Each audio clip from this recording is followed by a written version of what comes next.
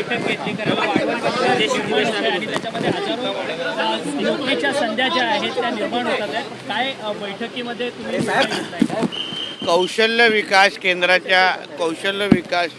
केंद्राच्या दृष्टिकोनातून महाराष्ट्रातलं होणारं वाढवण बंदर जे देशातलं फार मोठं बंदर असणार आहे आणि त्या वाढवण बंदरामध्ये जास्तीत जास्त हे आमचे महाराष्ट्रातील तरुण तरुणींना नोकऱ्याची संधी मिळावी, व्यवसायाची संधी मिळावी, यासाठी दिल्लीच्या एका संस्थेबरोबर NHDC या संस्थेबरोबर त्याच्या प्रमुखांबरोबर माझी आज सकाळी VC द्वारे बैठक झालेली आहे, जेणेकरून वाढवण बंदरामध्ये कुठल्या नोकऱ्या उपलब्ध होणार आहेत आणि त्याची माहिती आणि त्याच्याबद्दलचं प्रशिक्षण हे आमच्या तरुण तरुणींना मिळावं आणि त्या दृष्टिकोनातून विविध उपक्रम आणि विविध कार्यक्रम सेमिनार हे रत्नागिरी, सिंधुदुर्ग, रायगड, पालघर, नाशिक या ज्या जिल्ह्यामध्ये आम्ही घेऊ शकतो तिथून आम्ही सुरुवात करणार आहेत.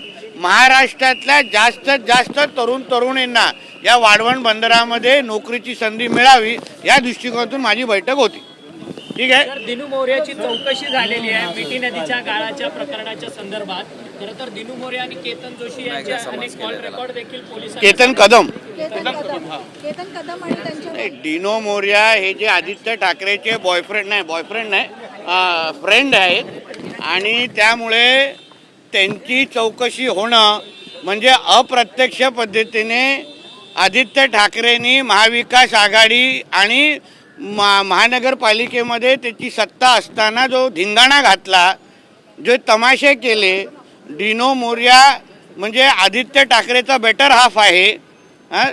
डिनो मोर्याच्या घरी आदित्य ठाकरे मंत्री असताना जास्तीत जास्त वेळ थांबायचे आणि म्हणून डिनो मोर्याला ची चौकशी होणं म्हणजे आदित्य ठाकरेचं पितळं उघडं होण्यासारखं आहे.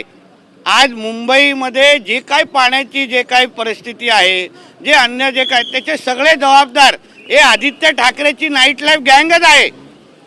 आज मिठी नदी असो, सगळे विषय टेंडर असो, हा त्याचा लाडकाच होता. हा खरं म्हटलं तर ही मातोश्रीची सूनच आहे डिनो मोर्या, कळलं ना. आणि म्हणून डिनो मोर्याला आतमध्ये घेणं म्हणजे आदित्य ठाकरेला फार दुःख होण्यासारखा विषय आहे. डिनो मोर्याचे अगर सगळे CDR तपासले, बहुतेक संपर्क हे आदित्य ठाकरेचे आहेत आणि म्हणून आदित्य ठाकरेंनी इकडे तिकडे आपला थोबाड उघडण्यापेक्षा डिनो मोर्या आणि त्याचे काय संबंध आहेत, व्यावसायिक आणि वैयक्तिक, या सगळ्याबद्दल तोंड उघडावं आणि स्पष्टीकरण द्यावं. आदित्य ठाकरे असं म्हणतात आहेत की पहिल्या पावसामध्ये मुंबईची तुंबई झाली, याला कारण म्हणजे एकनाथ शिंदे आहेत, कारण की त्यांनी गेल्या 2.5 वर्षाच्या मुख्यमंत्रीपदाच्या काळात अनेक भ्रष्टाचार मुंबई महानगरपालिकेत. 2.5 वर्षाच्या अगोदर महाविकास आघाडीची सत्ता होती, मुंबई महापालिकेमध्ये ह्याची पप्पाचीच सत्ता होती. तेव्हा आणि काय दिवे लावले नेमकं, तेव्हा नाईट लाईफ आणि ह्या सगळ्यामध्ये त्याचं कधी मुंडकं बाहेर आलं नाही. आता मोठा तावानी बोलतोय. थोडं जरा डिनो मोर्याच्या घरी थोडे अय्याशी कमी केली असती ना तर मुंबईला थोडा कमी त्रास झाला असता. आणि म्हणून इकडे तिकडे बोलण्यापेक्षा कधी तुमच्या कुठल्याही चॅनलवर माझ्याबरोबर खुल्या व्यासपीठावर बसवा त्याला, आदित्य ठाकरेला. तोंड कसं बंद करायचं हे मला माहिती आहे ना. आणि म्हणून मुंबईची तुंबई होण्याची प्रमुख जबाबदार ही आदित्य ठाकरेची नाईट लाईफ गँगच आहे, त्याची अय्याशीच आहे. ये थेट माझा आरोप है, तेरी खोटा है तो सिद्ध करून दाखव. जिस तरह से आदित्य ठाकरे का बयान सामने आया, किस तरह से देखते हो? आदित्य ठाकरे ने कहा है बीजेपी सरकार को जिम्मेदार शेतकऱ्यांच्या संदर्भात कारण मुसळधार पाऊस राज्यभरात आहे.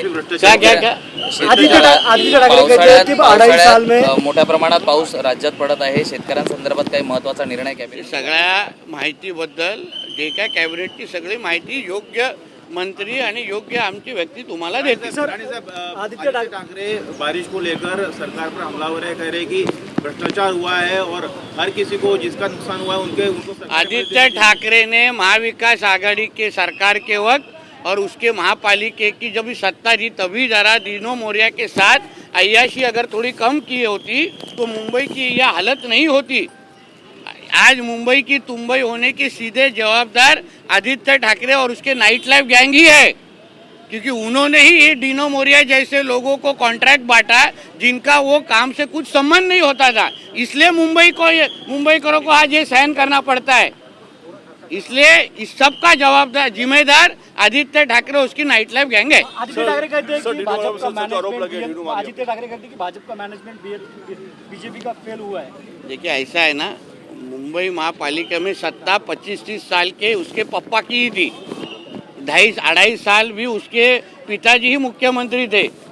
इसलिए भारतीय जनता पार्टी के ऊपर उंगली उठाने के पहले उसके और उसके जो नाइट लाइफ गैंग के जो कोई बॉयफ्रेंड गर्लफ्रेंड वो सब है ना, उनको जरा थोड़ा मालूमात उनसे लेंगे ना तो उनको मालूम पड़ेगा मुंबई को क्यों परेशानी हुई। संजय राउत कहते हैं कि ऑपरेशन सिंदूर जो है, संजय राउत कहते हैं कि ऑपरेशन सिंदूर फेल हुआ है।